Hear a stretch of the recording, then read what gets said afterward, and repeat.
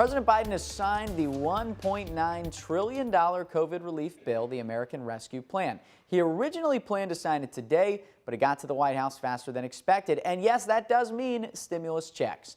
And with it being tax season and changes to who's eligible, you guys naturally have a ton of questions about this and how it's going to work this time around. Luckily, we have the one and only Rob Harris to help us out. Good morning.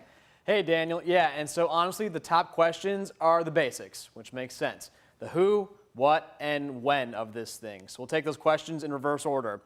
We've been getting this question a lot. So now that the bill has been signed by President Biden, how long are we going to be waiting before we see these stimulus checks deposited in our bank accounts?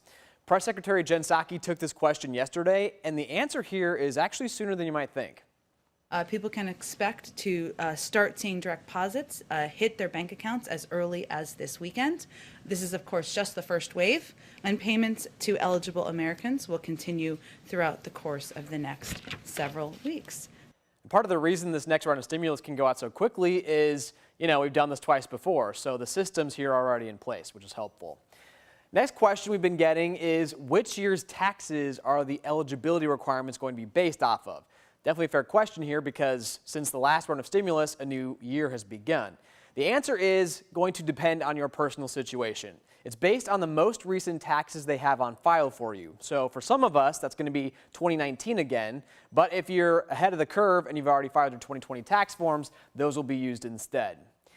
And finally, a question we get a lot. What about Social Security recipients? How will they get paid and will they at all?